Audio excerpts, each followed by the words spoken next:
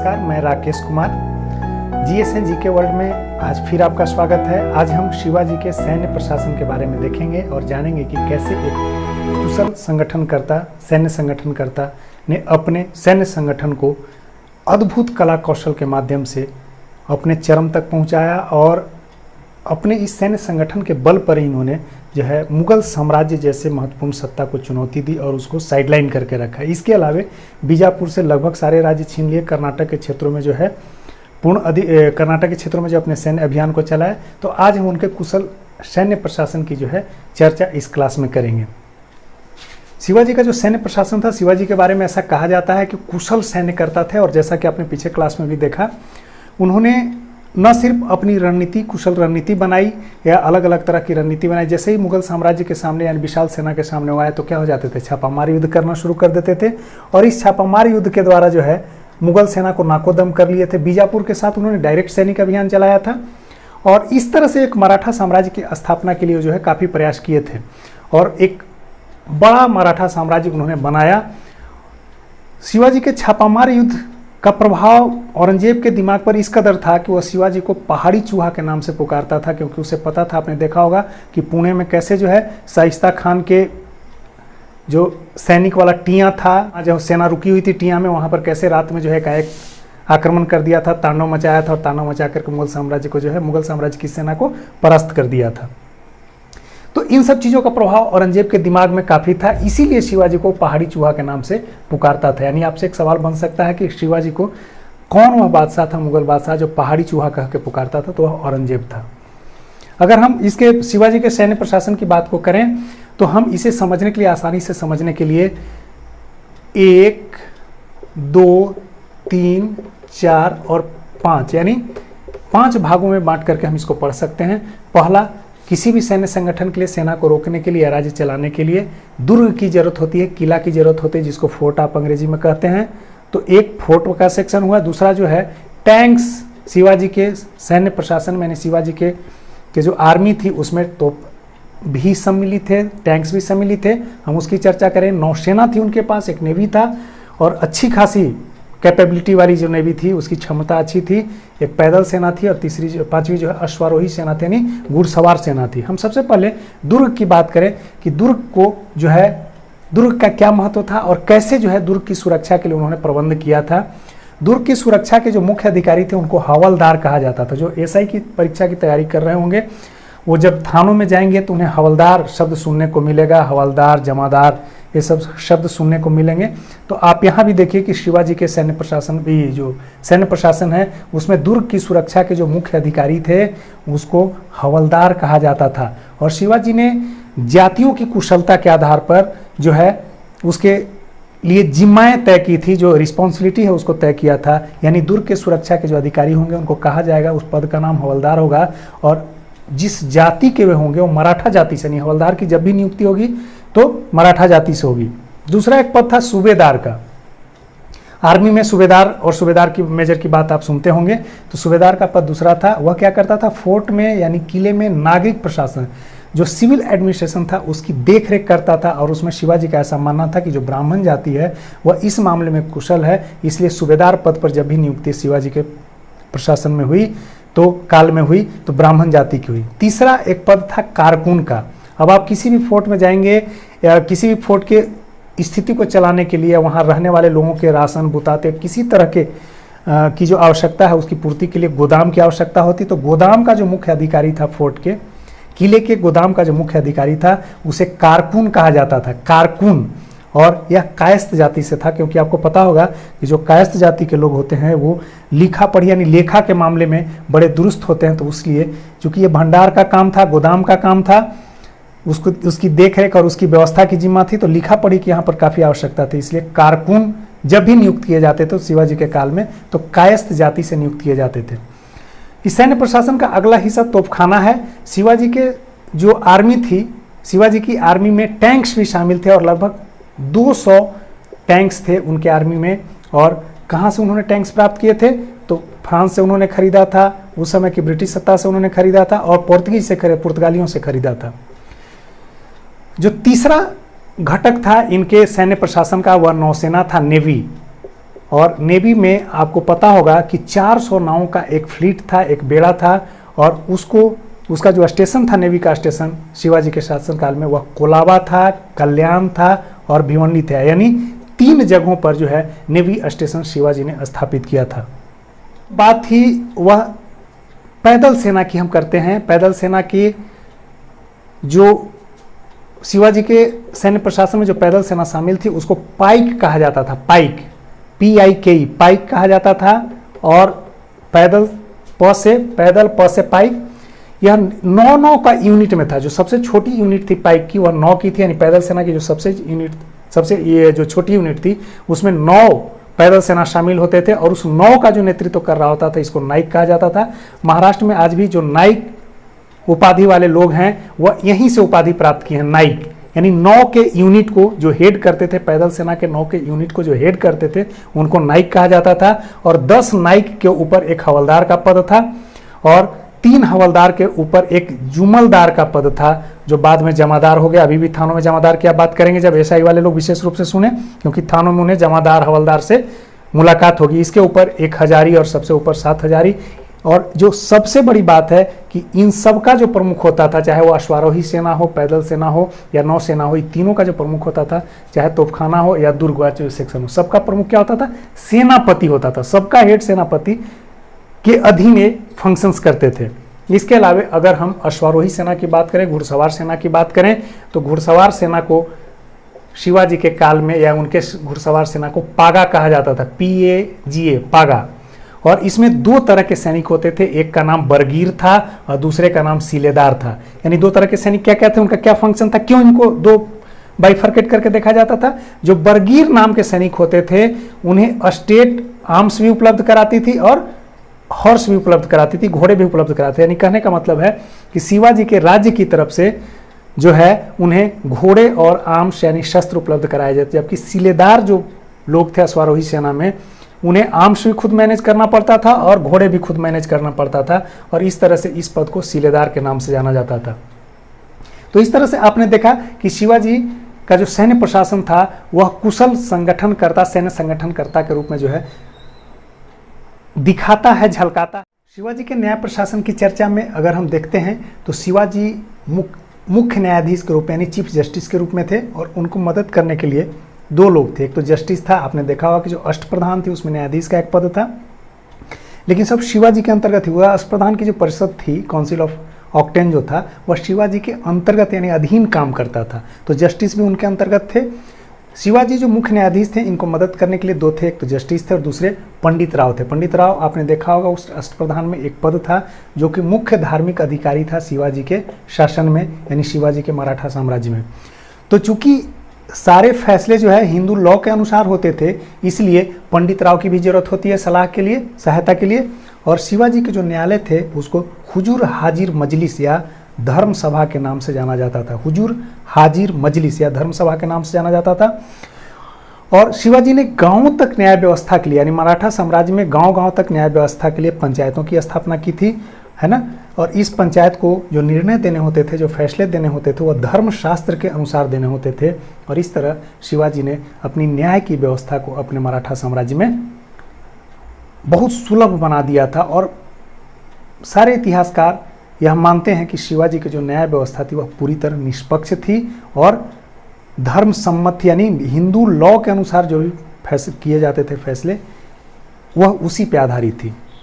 अगर हम शिवाजी की धार्मिक नीतियों की बात करें, अगर आपको तो पहले लगता होगा कि शिवाजी चूंकि हिंदवी राज की स्थापना, हिंदू साम्राज्य की स्थापना के लिए मराठा साम्राज्य की स्थापना किया, तो क्या शिवाजी धार्मिक रूप से असहिष्णु थे, क्या बड़े कट्टर थे, इस तरह की बातें चर्चा में आती हैं। लेकिन जो सबसे आलोचक है, सबसे मुख्य आलोचक जो इतिहासकार हैं इनके, खाफी खां, वो भी मानते हैं, खाफी खां जो इनके सबसे बड़े आलोचक इतिहासकार हैं, उनका भी मानना है कि शिवाजी धार्मिक रूप से सहिष्णु थे, यानी धर्म सहिष्णु थे।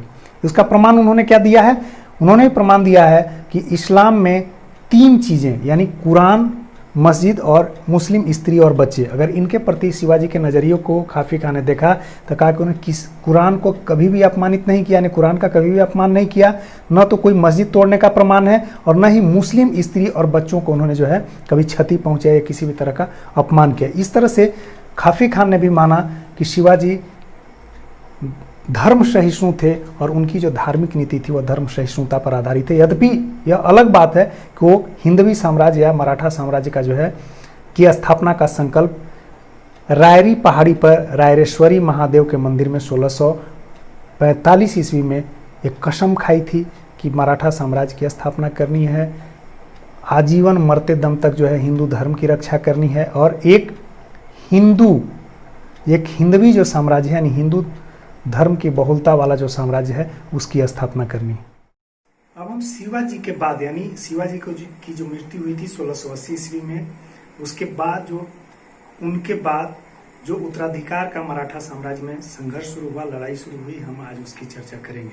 उसके लिए हमें सबसे पहले शिवाजी की जो 2 पत्नी, वैसे तो उनकी 7 पत्नियां थी, लेकिन जो 2 पत्नियां थी साईबाई और सैरोबाई, उससे जो उत्पन्न पुत्र थे हम उनके ही बीच यानी उत्तराधिकार की लड़ाई इन्हीं दोनों के से जो उत्पन्न संतानें थे उन्हीं के बीच हुई। पहले हम उसकी हायरार्की यानी उससे कुर्सीनामा बता देते हैं कि कैसे कैसे कौन आया। तो शिवाजी की ऐसे 7 पत्नियां थी, लेकिन 2 पत्नियों की मुख्य रूप से हम चर्चा यहाँ पर कर रहे हैं क्योंकि इन्हीं के से जो उत्पन्न संतान थे उन्हीं के बीच शिवाजी के बाद उत्तराधिकार की लड़ाई हुई, जिसमें साईबाई से जो उत्पन्न पुत्र थे उनका नाम संभाजी था। और आपने देखा होगा कि संभाजी कैसे 1678 में वहां से शिवाजी के दरबार से उठ करके अपनी पत्नी के साथ कहाँ चले जाते हैं, दिलेर खां के यहाँ चले जाते हैं, जो कि उस समय दक्कन का सूबेदार था मुगलों का। वहां से लौटते हैं तो उन्हें कैद कर लिया जाता है। आप इसकी चर्चा अपने पीछे की वीडियो में देखा होगा। संभाजी के ही पुत्र थे शाहू जी। जो दूसरी पत्नी थी जिसको राजमहिषी का दर्जा दिया गया था शिवाजी के राज्याभिषेक के समय 1674 ईस्वी में, यानी पुनर्विवाह करके राजमहिषी का दर्जा मिला था, उन्हीं से उत्पन्न पुत्र का नाम था राजा राम। और उनसे जो उत्पन्न पुत्र था यानी राजा राम के पुत्र का नाम था शिवाजी द्वितीय। हम पहले इसकी चर्चा करते हैं। शिवाजी यानी राजा राम की पत्नी का नाम ताराबाई था, जो कि शिवाजी द्वितीय की मां थी और उनकी संरक्षिका थी। हम इसको संक्षिप्त रूप में भी समझें, इसको आगे और भी विस्तृत रूप में बताएंगे। तो हम यहीं से जो उत्तराधिकार की लड़ाई की कहानी है शिवाजी के बाद, हम उसको समझने की कोशिश करते हैं। हमने देखा संभाजी जो है 1679 में जब लौट करके वो आए थे शिवाजी के दरबार में, यानी दिलेर खां के यहाँ से लौट करके, जो सूबेदार था मुगलों का, उसके यहाँ से लौट करके जब आए थे तो उन्होंने क्या किया था, शिवाजी ने इस संभाजी को जो है पुनहाला के किले में बंद कर दिया था, कैद कर दिया था। और जब शिवाजी की मृत्यु हुई उस समय ये कहाँ थे, कैद थे पुनहाला के किले में, सपत्नीक कैद थे। तो स्वाभाविक था कि राजा राम उनके साथ थे और राजा राम ने ही उनकी अंतिम संस्कार की थी शिवाजी की, यानी छत्रपति शिवाजी महाराज का अंतिम संस्कार किसने किया था, राजा राम ने किया था। और अंतिम संस्कार के बाद आपको पता होगा कि हिंदू धर्म में क्या होता है कि मौत के बाद एक रस्म पगड़ी की जो है प्रक्रिया होती है। तो उसी में 21 अप्रैल 1680 ईस्वी को इसका राज्याभिषेक हो गया, यानी राजा राम जी का जो है राज्याभिषेक हो गया, जो कि स्वाभाविक था क्योंकि संभाजी क्या थे, जेल में थे। लेकिन जो उस समय का जो प्रचलित चीजें थी उसमें नियम के अनुसार से, उत्तराधिकार का जो नियम उस समय जो प्रचलित था उसके हिसाब से संभाजी को क्या होना चाहिए था, शिवाजी का उत्तराधिकारी होना चाहिए था। लेकिन संभाजी कहाँ थे, पुनहाला के किले में कैद थे। तो राज्याभिषेक उनका हुआ और रायगढ़ के किले में उन्होंने जो है अपना राज्याभिषेक कराया। और शिवाजी, जैसा कि आप जानते हैं कि शिवाजी ने भी अपना राज्य तिलक कहाँ कराया था, इसी रायगढ़ के किले में कराया था, वहां राज्याभिषेक हो गया। इसी बीच में जो अष्टप्रधान थी, यानी शिवाजी के जो सलाहकारी संस्था थी, 8 मंत्रियों का जो समूह था जिसको अष्टप्रधान परिषद कहा जाता था, उन्होंने क्या किया, शिवाजी के मृत्यु के बाद संभाजी को मुक्त कर दिया, यानी पुनहाला के किले से ये मुक्त हो गए। और मुक्त होने के बाद ये स्वाभाविक रूप से जो अपना उत्तराधिकार था उसकी मांग रखे, और मांग रखने के लिए उन्होंने जो है एक सैनिक संघर्ष किया और राजा राम को कैद कर दिया।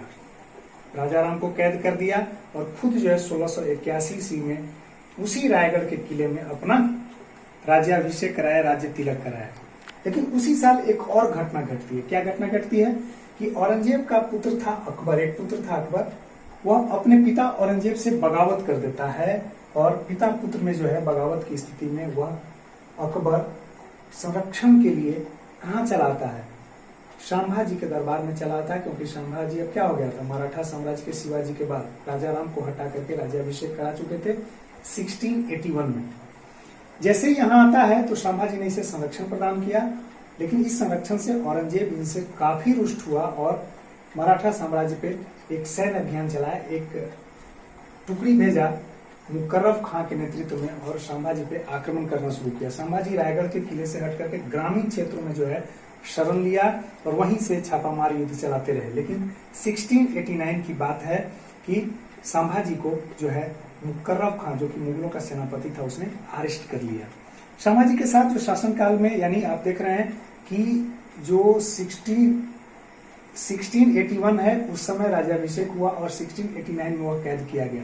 इस बीच में जो शासन चलाने की व्यवस्था थी उसके समय काफी कंस्पिरेसी थे उसके राज दरबार में, और उस स्थिति में उसे अष्टप्रधान जो परिषद थी उस पर विश्वास नहीं था। उसने तात्कालिक रूप से अष्टप्रधान परिषद को भंग कर दिया, विघटित कर दिया, और एक नॉर्थ इंडिया के ब्राह्मण थे जिनका नाम था पंडित कवि कलश, उसी को मुख्य आधिकारिक रूप में, मुख्य सलाहकार के रूप में अपने साथ रखा। आज सुनते होंगे, लॉकडाउन से पहले तक की स्थिति सुनते होंगे कि शिवसेना जैसी पार्टियां जो है, खास करके राज ठाकरे के नेतृत्व वाली जो पार्टियां हैं, नॉर्थ इंडियन को भगाने की बात करता है। लेकिन उन्हें जानना चाहिए कि किसी समय में जो मराठा साम्राज्य था उसके मुख्य सलाहकार नॉर्थ इंडिया के एक ब्राह्मण थे जिनका नाम कवि कलश था। लेकिन 1689 में दोनों को, कवि कलश को भी और संभाजी को, मुकर्रब खां की नेतृत्व वाली जो मुगल सेना थी उन्होंने अरेस्ट किया और अरेस्ट करने के बाद उनका जो है कत्ल कर दिया। अब फिर कत्ल करने के बाद की स्थिति आती है कि अब आगे उत्तराधिकारी कौन होगा। तो जब संभाजी शिवाजी के बाद बन गए थे राजा राम को हटा करके 1681 में, तो अब आगे का उत्तराधिकारी शाहू को होना था। लेकिन शाहू उस समय क्या था, 1689 में केवल 7 साल का उम्र का था, यानी अल्पवयस्क था। तो अष्टप्रधान मंत्री परिषद, जो कि उस समय साइडलाइन थी, संभाजी जी ने जिसे साइडलाइन कर दिया था, उसने एक निर्णय लिया और उस डिसीजन के हिसाब से राजा राम को, जिसको संभाजी ने कैद कर लिया था, उसको फिर से मुक्त कर दिया। और 1689 में इसी रायगढ़ के किले में राजा राम ने क्या किया, फिर से अपना राज्य तिलक कराया, राज्याभिषेक कराया। लेकिन इधर औरंगजेब का लगातार आक्रमण हो रहा था। इनके राजा तिलक के कुछ दिन बाद ही औरंगजेब ने रायगढ़ के किले पे आक्रमण कर दिया और रायगढ़ के किले से पर कब्जा कर लिया। और जो संभाजी की पत्नी थी वहां, येसुबाई, और उनका जो पुत्र था साहू जी, उनको कैद कर लिया। अब राजा राम के पास क्या रास्ता था, राजा राम वहां से छोड़ दिए, और वहां से छोड़ने के बाद जो है, यानी रायगढ़ के किले को छोड़ करके वह अल्टीमेटली जिंजी के किले में आ गए। और जिंजी के किले में जो है लगभग 6-7 साल तक जुल्फिकार खां के नेतृत्व में, जो मुगल के उस समय सेनापति थे, एक सेना अभियान का नेतृत्व कर रहे थे औरंगजेब के कहने के अनुसार, इस जिंजी के किले का 6-7 साल तक जो है उसने घेराबंदी करके रखा। लेकिन राजा राम वहां से निकलने में सफल हो गए और सतारा पहुंचे। सतारा के क्षेत्रों में जो है अपनी राजधानी बनाई, जो कि एक नई राजधानी के रूप में अब स्थापित हुई मराठों की।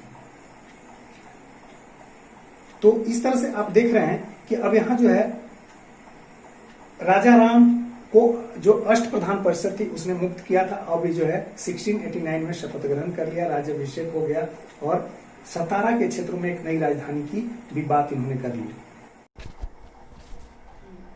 जैसा कि आपने देखा कि राजा राम अब 1689 में राज्याभिषेक कराएंगे। क्योंकि राज्याभिषेक कैसे होगा, आपने देखा कि संभाजी पर औरंगजेब ने अपने पुत्र को संरक्षण देने के एवज में जो है आक्रमण कर दिया था। और जो मुकर्रब खां जो उसके सेनापति थे, उसने क्या किया, संभाजी को कैद कर लिया और 1689 में जो है मौत की घाट उतार दिया था। उसके बाद अष्टप्रधान जो परिषद थी मराठा साम्राज्य की, उसने राजा राम को जो है कैद से मुक्त कर दिया और उनके राज्याभिषेक की तैयारी हुई और 1689 में राज्याभिषेक हुआ। कैदे से होना क्या चाहिए था कि जो संभाजी के पुत्र थे साहू जी, उनको बनना चाहिए था उत्तराधिकारी। लेकिन साहू जी की उम्र उस समय क्या थी, 7 साल की थी, एकदम अल्पवयस्क थे। इसलिए अष्टप्रधान परिषद ने यह निर्णय लिया कि राज्याभिषेक राजा राम की होनी चाहिए और रायगढ़ के किले में राज्याभिषेक हुआ।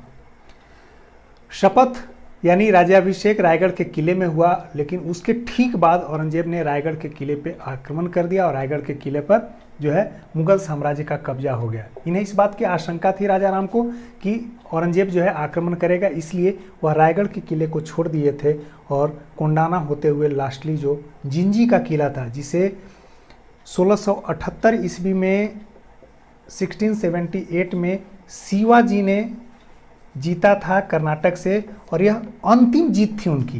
किसी भी किले की अंतिम जीत थी शिवाजी के द्वारा। वहां पहुंचे, लेकिन मुगल की जो सेना थी जुल्फिकार खां के नेतृत्व वाली, उसने घेरा डाल दी और 1691 से लेकर के 1698 ईस्वी तक मुगल सेना जिंजी के किले का घेराबंदी करके रखा। लेकिन 1698 ईस्वी में राजा राम वहाँ से भागने में, वहाँ से निकलने में कामयाब हुए और कामयाब होकर के सतारा पहुँचे और सतारा में उन्होंने जो है एक नई राजधानी बनाई मराठा साम्राज्य की।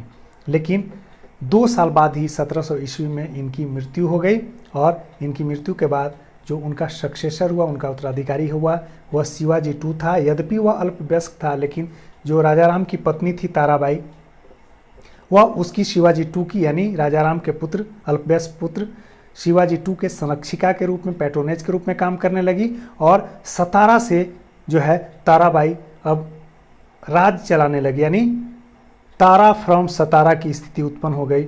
यहाँ पर जो है ताराबाई अब सतारा से मराठा साम्राज्य को चलाने लगी। लेकिन 1707 ईस्वी में औरंगजेब की मृत्यु हो जाती है। औरंगजेब की मृत्यु 1707 ईस्वी में हो जाने के बाद जो है जुल्फिकार खां के कहने पर शाहू जी को मुक्त कर दिया गया और मुक्त करने के बाद जो है शाहू जी जैसे ही जेल से मुक्त हुए तो उन्होंने अपने लिए फिर अधिकार की लड़ाई की कि अब सही उत्तराधिकारी चूंकि वही थे, उन्होंने जो है फिर से एक संघर्ष किया और इस संघर्ष में 1707 ईस्वी में उन्होंने खेड़ नाम के एक जगह पर जो महाराष्ट्र में है सतारा के पास, वहाँ पर शाहू जी और शिवाजी II की माता का क्या नाम था, ताराबाई, जो कि सतारा से शिवाजी II को अपने संरक्षण में लेकर के मराठा राज्य चला रही थी। वहाँ पर दोनों के बीच में लड़ाई हुई और उस लड़ाई में, खेड़ की लड़ाई में जो है शाहू जी जीत गए और शाहू जी को बहुत ज़्यादा सपोर्ट था बालाजी विश्वनाथ का, उनके साथ बिल्कुल साये की तरह था। इसलिए उस एवज में उसके पुरस्कार के रूप में उन्होंने जो है पेशवा से एक ऊपर का पद क्रिएट किया, सृजन किया, जिसका नाम सेना करते था और बालाजी विश्वनाथ जो है